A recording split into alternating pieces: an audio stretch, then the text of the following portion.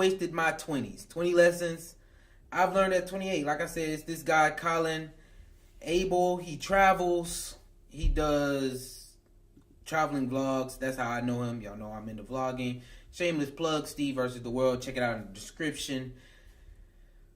But yeah, he gave us some, he's traveled the world. He's seen the world. So these are things that he feels like lessons that he's learned. He's only 28, but he's seen the world, So I've also done one of these. You should go check that out. I did one when I was 25. How old am I now? 26? So I did one about a year ago. I did one. I think it was a great video. It's a lot that I've learned in my 5 years in my 20s. And it's a lot that I'm about to learn on the second half. So going through other people's lists and seeing lessons they've learned in their 20s, it always helps out, especially for us young people. So that's what we're going to get into here next. Let's get it. Let's see what he got to say.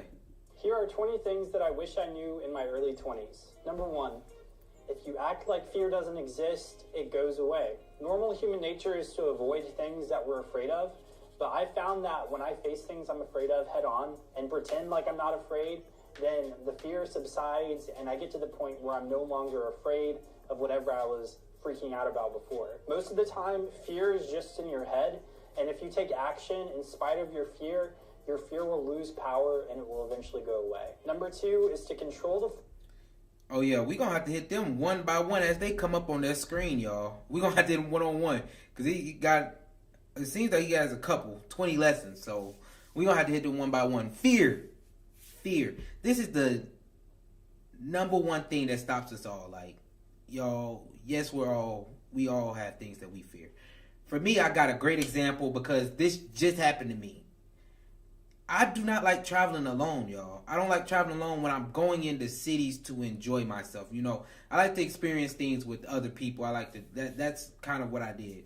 But I went on a trip this week to Amsterdam all alone. And I'm sitting in bed knowing that I wanted to go to Amsterdam, but I was trying to find someone to go with. Nobody wanted to go with me. So I just okay, I'm going to suck it up and go by myself.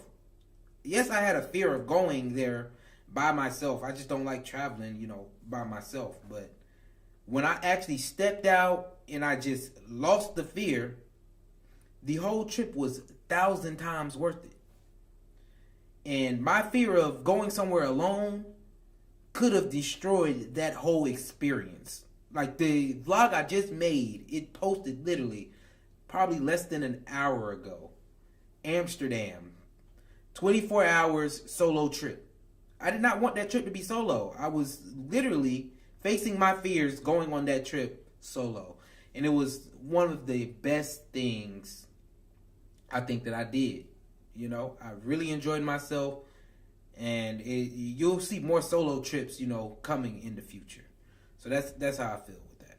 Flow of dopamine into your life because it will adversely affect your motivation levels. I found that it's really important for me to take intentional time away from dopamine-filled activities. The reality is dopamine addiction is real, and things like TV, video games, binge eating food, pornography, all of those things flood your brain with dopamine. Having those things flowing continually and unregulated into your life is going to wreck your motivation and keep you from doing the things that you want to do. Honestly, one of the worst things for this generation probably is our cell phones, just because they can be so addictive to just sit and scroll through. So if you struggle with that, setting a time limit on your phone or just locking your phone away for a few hours each day can help a lot. Number 3.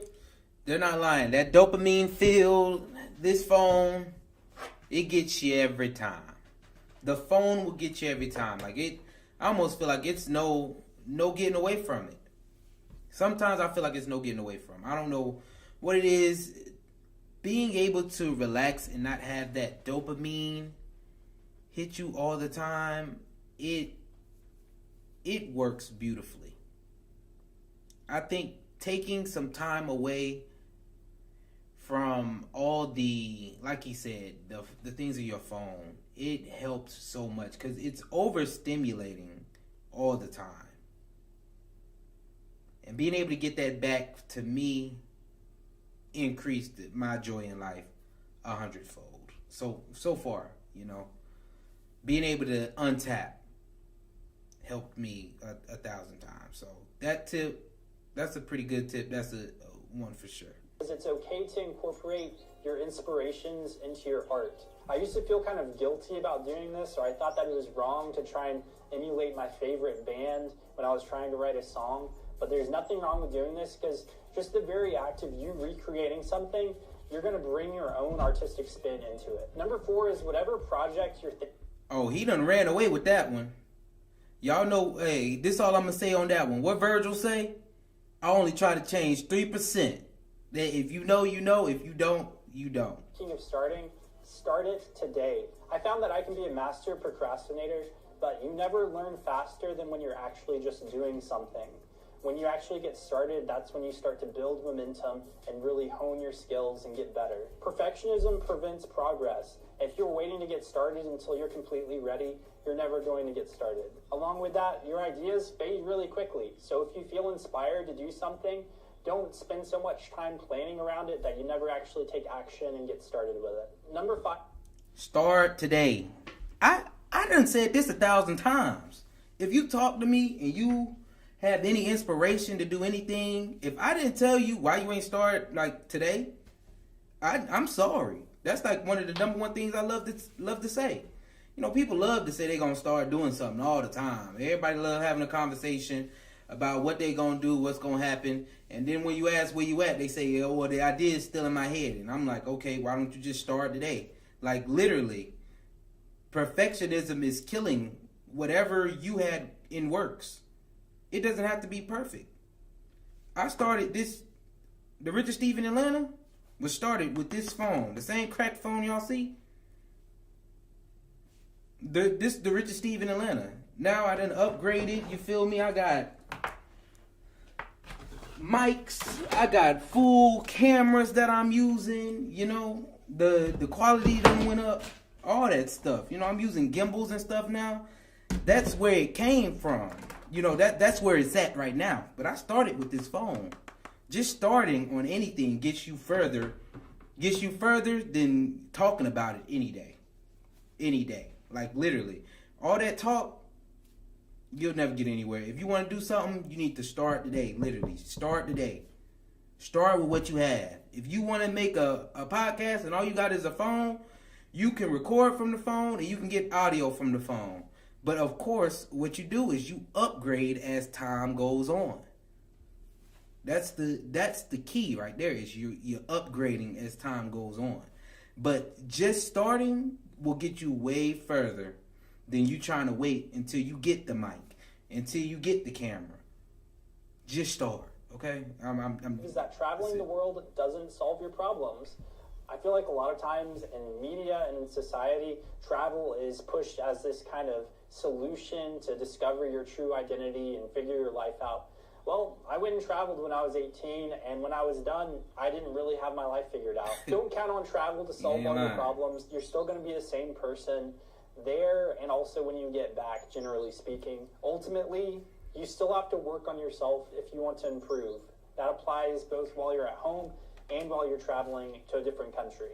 Number 6 is to stop worrying so much about your hair and your clothes, because it really doesn't matter that much in the long run. Most of the time, everyone is more concerned about the way that they look than the way that you look. So I found it's better just to dress the way that you want, the way that expresses yourself, or the clothes that you're the most comfortable in. Confidence comes from inside of you, and it's not based on the clothes that you're wearing, although that can help at times, but hopefully your confidence is deeper rooted than just the way that you look. Number 7. All right, now don't be looking like no bum out here on the side of the street now. That's one thing you can't do, okay? That's one thing you can't do. But definitely have your own style. Don't be too much worried about all the name brand and, you know, Gucci this, Gucci that, Gucci everything. You don't need all that at this point in your life, you know, on the come up. Once you get there and you got it like that, okay. But all this fake pumping, you know, just so that you feel good because you wearing some expensive clothing, yeah, that ain't it. That ain't it. Wear what you want to wear. Enjoy it. Look nice wearing it. Like I said, don't be looking like no bum. And you'll be fine. You'll be fine. Like one thing I learned, that whole fashion show thing that everybody be doing the most with, nah. I'm going to get what I have. I'm aware it's nice, it's quality. Boom, we good. That not posting on social media doesn't make you weird. I'm not a big one for posting on social media channels in my personal life, and I never have been. And for a while there, I thought that this made me kind of weird or different, but in reality, I just don't enjoy doing that. And I found that when I do try to post on social media, I feel like a lot of the times I'm just trying to impress other people, which I don't like. It's perfectly fine not to post on social media. In fact, it's really good for us to get in the habit of not comparing ourselves to other people. And so staying off social media altogether, if you feel like it, can be really beneficial for that. The highlight reels we see on social media aren't very reflective of real life. People just post the best parts of things, and so it is really easy to go down the rabbit hole of comparing yourself to others and thinking that they've got it all together, when the reality is nobody's got it all together. Number 8 is that I'm going to use that one to tell y'all that social media is fake. Oh my God. People finally figured out that social media is fake. It's crazy. They took a picture of the most awesome place in the world, but other than that picture, they didn't enjoy the activity they were doing at all. Can y'all believe that actually happens to people? But you think that they just had they're doing their most favorite thing in the world. Because social media is fake. Stop comparing and contrasting. Stop ruining your own joy. Live your own life. Post on social media if you want to. Don't post on social media if you don't want to. You can have people in your life through social media. If you don't want them in there, don't post. You feel me? All that stuff. But stop the comparing and contrasting is the biggest point for me with social media. Because it's all fake. Let's go. Passion-driven self-learning is much better than passionless, structured learning. Who would you rather have on your team? The person that is really passionate about something and spends all of their free time learning and reading about it, or the person who just went and got a degree in it, but maybe didn't really pay attention in class? If you truly care about your education, you need to pursue passion-driven self-learning, which means learning everything you can from every source you can. Whether you go to college or not, there's a lot you can learn about everything for free. However, if you do want to go to college, there's nothing wrong with that. Just make sure that you're passionate about what you're pursuing. The 9th thing I wish I knew earlier in my 20s. I feel this, and as a college graduate, y'all, I will say this. Some of y'all, what you passionate in, let's be real now. Let's be real. What you passionate in, it's not making you the money you want. This is the big problem with college, is that yes, you can follow your passion, but your passion might not keep up with the lifestyle you want to have, if you hear what I'm saying. So passion, it's great to have, it's good to have, but sometimes I think this one is a mistake that a lot of people make. Having, I'm following my passion, but your passion is not the lifestyle that you want to live. So be very careful with that whole I'm following my passion. Maybe you should first start with doing something that will allow you to follow your passion, that can fund you actually pursuing your passion, instead of just going into your passion with no funding. That's just how I feel, That's how I feel. When I chose my degree, I didn't choose it because that was something I was passionate. Yes, I was interested in electrical engineering, but I personally, at that age, when you're choosing your degree, I didn't choose it just because, I'm passionate about it. I chose it because I knew it was going to make me some money. I can be real. I knew it was going to make me some money, and I think that was a great thing that I did. I didn't enjoy all the classes. Some of the classes I was interested in, yes, it interested me. That's why I picked it. I still had a little interest in it, but that wasn't my passion.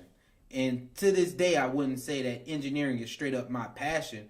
It's something that I definitely enjoy doing. My job has been literally a blessing, and I enjoy the thing that I do, so I can have passion for that, after the fact. But going into college, like, if I would have chose another degree or something that I was passionate about, I don't think I would be at the place that I'm at right now to actually fund the things that I'm actually passionate about. Like at this point, I can fund the things that I'm passionate about.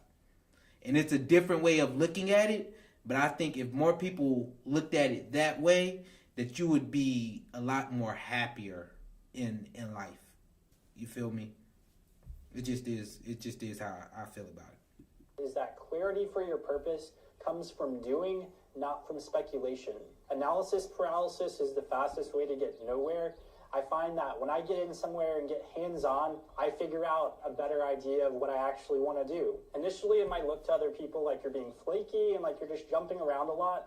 But the reality is sometimes you don't know what you don't want to do until you actually start down a path and figure it out. It's a lot better to figure that out before putting money on the table for a degree, in my opinion. But however you can go out in life and get experience trying different things, seeing what you're naturally gifted at, the better. Number 10 is that experience for sure is the best teacher. I don't care what nobody say. I'll go out and try to fail.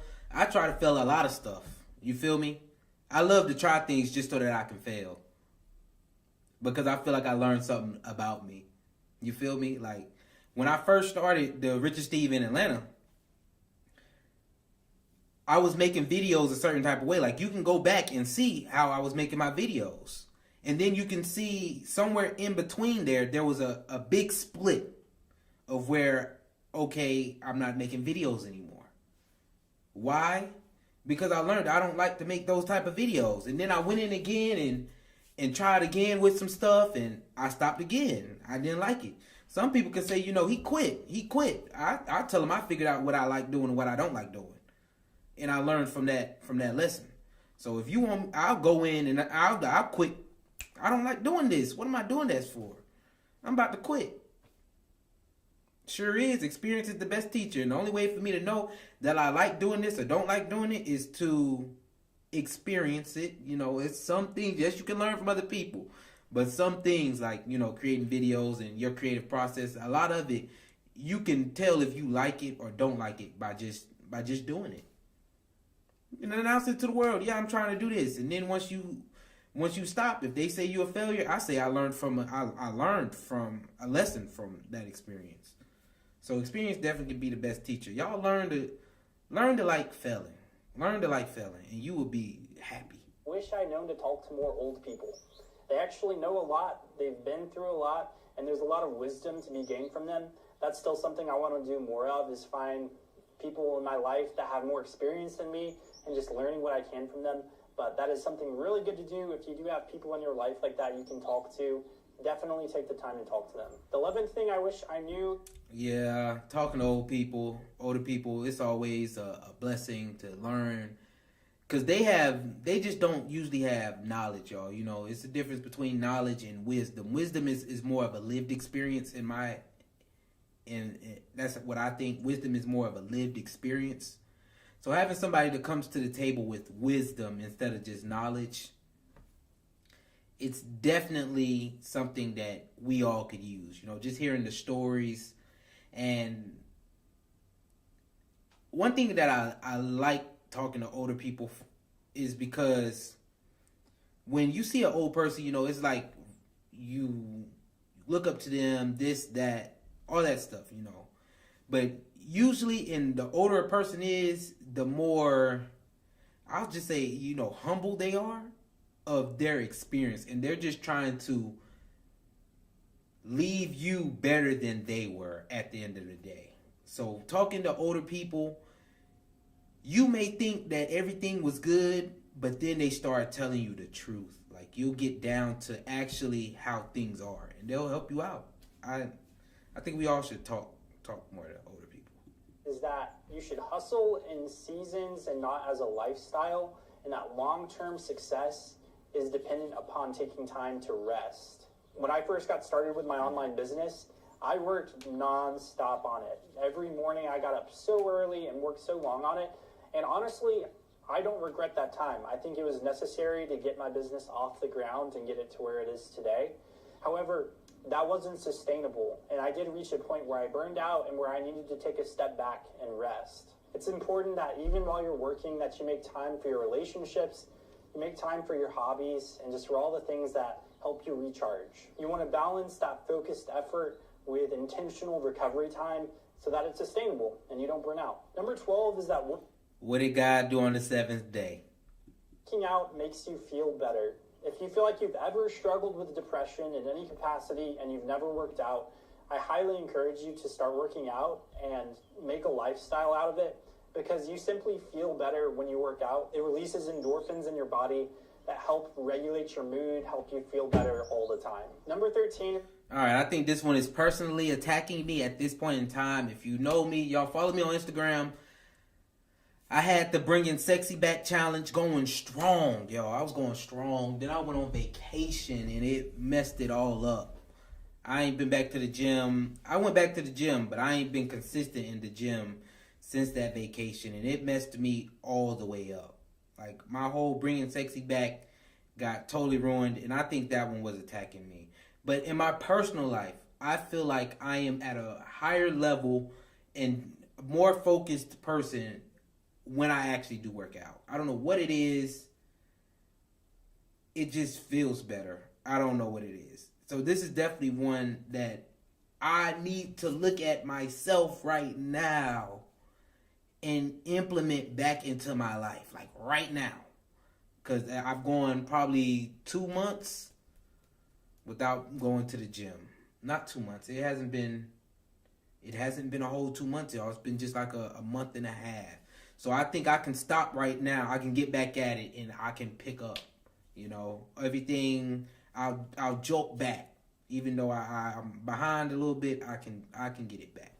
So yeah, that one is definitely one. That your thoughts are the biggest driver of your emotions. If you find that your emotions can be volatile, it's important to monitor your inner dialogue and think about, what kind of words are you letting go through your head? Your thoughts influence your feelings more than your circumstances even. So if you can start controlling your thoughts, thinking about good and positive things, flipping those negative things on their head, you'll find that you're a lot happier and that your life just seems to go a lot better.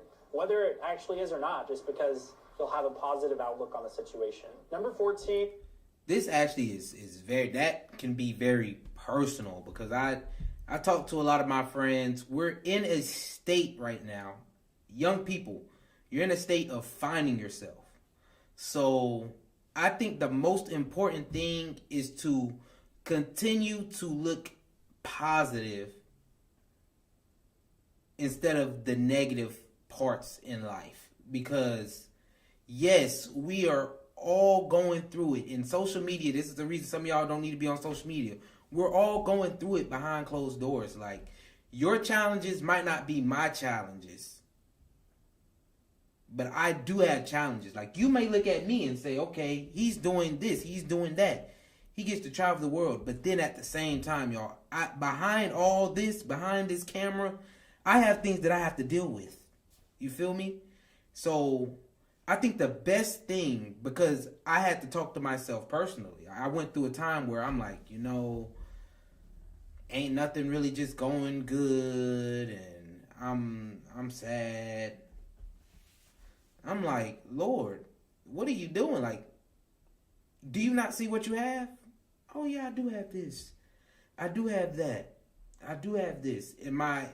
I started not only thinking more positively, y'all, but I started moving myself in a more positive direction. Like, I started working towards actually getting myself out of the situation that I was in. Now I always think if something bad happens, it happens for a reason, and I need to keep pushing towards the good. If you sit in the bad, you'll never get through it. But when you think towards the positive, it works out in the long run. Personal example right now.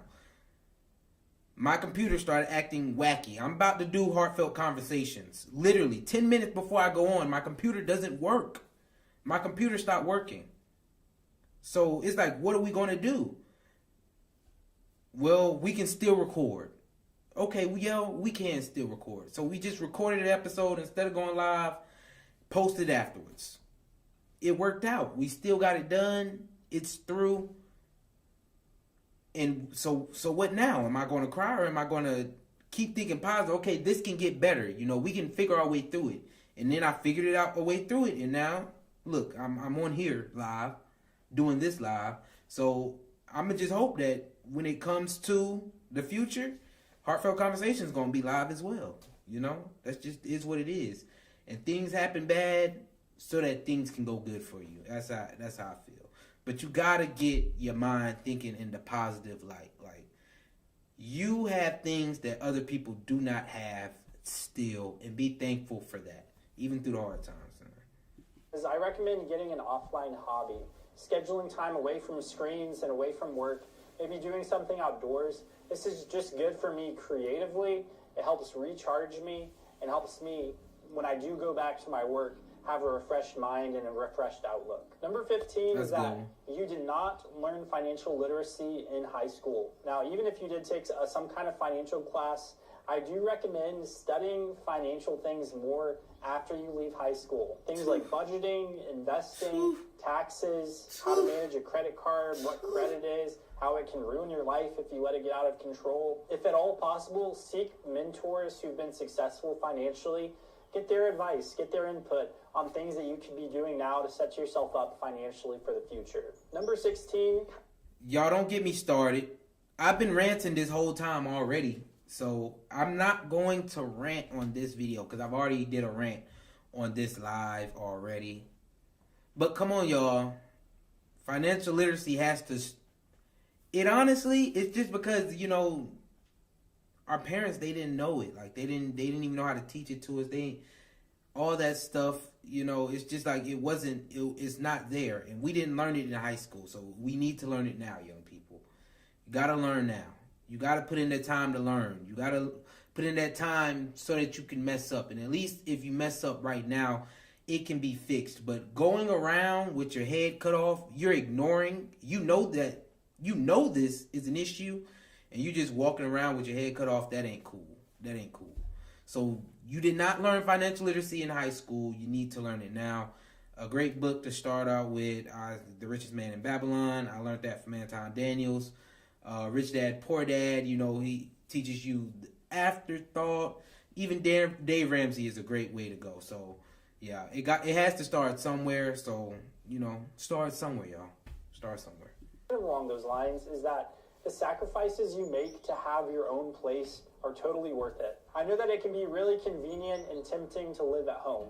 And I did it for a long time too. I was over 18 and living at home for a period. However, there is a sense of freedom and independence that comes when you get out of the house. And even if you have to work longer or work a different job in order to be able to sustain yourself and be able to live on your own, I'd say it's totally worth it. There are tons of benefits to having your own space. Like, you can make it reflect your own personality, but ultimately the benefits of getting a place far outweigh the work and effort involved for getting one. Try to get your own place if you're able to. The 17th thing I wish I... Now, that's the one thing I definitely would not agree with. If you can stay at home, you better stay at home until you can't stay at home no more. That's how I feel. I don't think it's worth the financial hardships to be living away from home when you don't have to. Of course, at a certain time period in time, yes, you do want your own. But in your 20s, let's be real. Unless I don't see a problem with staying at home. Unless you don't have the freedom to do what you want to do, unless living there is it has to be a maximum mental drainage. Like, you literally cannot stand being at home. That's a drainage point that I wouldn't. Other than that, I would say stay at home, stack your cash, enjoy your life. The people I know that stay at home, they are definitely able to do a lot more than the people who don't. Just because, the people who don't, they kind of have bills to pay. You got a lot more to pay. I think a cheat code is staying at home as long as you possibly can. That's just what I think. And I think American culture has it backwards. And we would be much better if our family units, thought more cohesively instead of thinking, against each other, or this how I was raised. At 18, I was kicked out. So, you need to go find it on your own, get it out of the mud and all this stuff. I think it's a horrible way of thinking, backwards way of thinking. And I think we can accomplish way more together than we can apart. So that's just how I feel about that. I personally wouldn't rush getting out the house. Independence, woohoo, woo. Do that thing. But at the same time, it's a lot less stressful on your pockets financially if you stay at home. That's it. You know, it's certain. It's and this is situational, y'all. Keep it situational. Let's do it. Different situations, different things. So you might not can stay home, but I think if you can, hey, kudos to you. Earlier in my 20s is that I should spend more time thinking. With these in our pockets, it can be really hard just to sit down and think sometimes. So setting aside some scheduled time, maybe every morning while you're having coffee or at night before you go to bed, taking time to think about those deeper questions like, what do you really want out of this life? What direction are you going in? What are you trying to do? Ultimately, that reflection and contemplation will enrich your life and will help add a deeper support structure if you actually have stronger motivations behind the things that you are doing with your life. Number 18. That's one I think I personally have to do. I still don't think my why is just the strongest. I just don't think my why is the strongest, honestly. I mean, you know, I could tell y'all my why, but I don't want to right now. I don't think I want to. And I just don't sit down and think through a lot of those things a lot. Yes, I'll think through if I'm having problems with something and I need to get through that. But like the bigger picture of my why, like my why is, I don't think, the strongest with a lot of things. Because the reason I try things is because I want to. Like, literally. If I wanted to open up a clothing brand and they wanted it to have a why and all this, I would literally tell them this clothing brand is just cool and it's just something that I wanted to do at this point. And my why for that wouldn't be big. My why for this channel, you know, and I think it's changed. I definitely think it's changed, but you know, that just is what it is. So that's something that I feel like within myself that I need to do. Is that you'll likely never have more freedom and flexibility than you do right now, and so make the most of it. While you're young and unmarried or you don't have a serious job that you're fully committed to, it's a great time to travel. It's a great time to explore the world and try new things. It's a fun and a unique season of life that you should enjoy and that I encourage you to take advantage of. Number 19 is that one of the most unadmirable qualities in people is selfishness. This is cross-cultural. No one likes it when people are selfish, and so it's important that you prioritize the needs of others and showing love to other people. We live in kind of a narcissistic society where it's all about yourself. Being intentional about not making it all about yourself, doing something for other people, giving back to other people, that will go a long way and help you live a happier life overall. Last but not least, that is definitely one. Don't be selfish, y'all. Don't be selfish. I try to give as much as I can with everything to everyone. And, you know, it may sometimes feel like, you know, getting taken advantage of or something like that. But in the long run, I think it's good for me.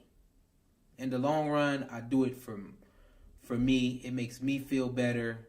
You know, even if I do get duped sometimes, you know, for not being selfish, helping someone else out, it definitely always makes me feel better. So that's something that I will continue to work on is being, you know, less selfish and just continue to work for everyone. You feel me?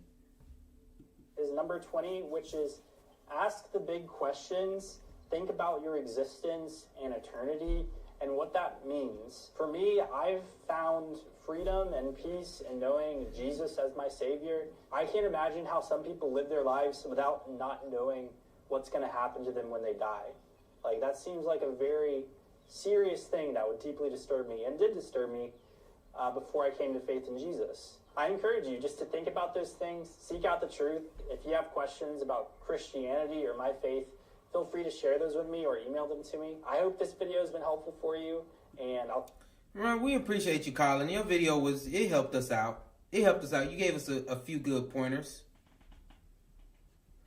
I think you gave us a few good pointers, bro. So I think it helped us out. My video was good though, y'all. I'm telling y'all, my video had some bangers. Mine had banger after banger after banger. And that one, he had a good list too as well though. I would say the main thing, you know, the financial piece, yes, always yes. And just start now. A lot of y'all, you just need to start now. But yeah, that was the list. That was the 20 of them. It was a lot of them. take them, use them, and I think we all can learn from them. We gonna get ready. Make sure y'all like, subscribe, and leave a comment on your way out, man. I just want to say at the end of this show,